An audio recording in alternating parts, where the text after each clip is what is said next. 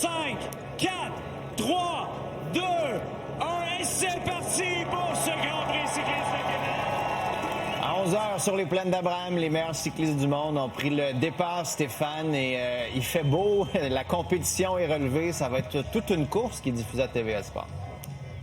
Météo parfaite parce qu'il ne fait pas trop chaud, donc c'est parfait, c'est bon pour les cyclistes, les coureurs, et bon pour les spectateurs parce que le ciel, vous le voyez, est bleu, c'est ensoleillé sur Québec présentement. D'ailleurs, ils étaient nombreux sur les plaines d'Abraham parce que c'est la nouvelle configuration, départ et arrivée cette année sur les plaines d'Abraham, une course de 216 km. Ils étaient nombreux ce matin à assister notamment à la présentation des coureurs des différentes équipes, toujours impressionnés, et même si à l'heure actuelle, bon, il y a peut-être un peu moins de monde sur les plaines. Je pense que les gens sont éparpillés un peu partout là, à Québec sur le parcours, notamment sur la Côte-la-Montagne, la rue Cartier qui fait partie des nouveautés cette année du Grand Prix cycliste. Donc, et ils ont leurs favoris. Hein. Ce sont vraiment des maniaques de vélo qui sont présents ici. Plusieurs, évidemment, ils vont pour le Slovène Pogačar, qui est quadruple champion du Tour de France, qui n'a jamais remporté l'épreuve de Québec, 2 fois Montréal, mais jamais Québec. Et plusieurs estiment qu'avec le changement de parcours,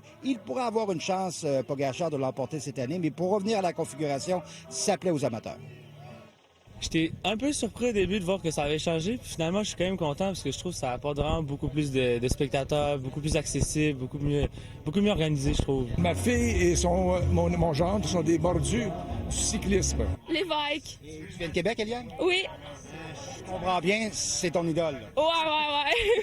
Et tu souhaites qu'il signe l'autographe ici? Oui, on espère, là. Si j'ai bien compris, tu as un favori, il s'agit de... Wout van Aert, le Belge Wout van Aert. Alors, sans contredire, c'est lui qui remporte l'étape de Québec. On espère.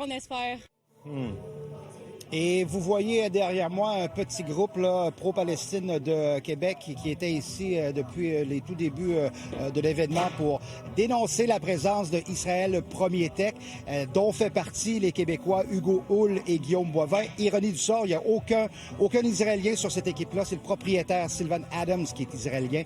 Alors voilà pourquoi la manifestation. Merci Stéphane.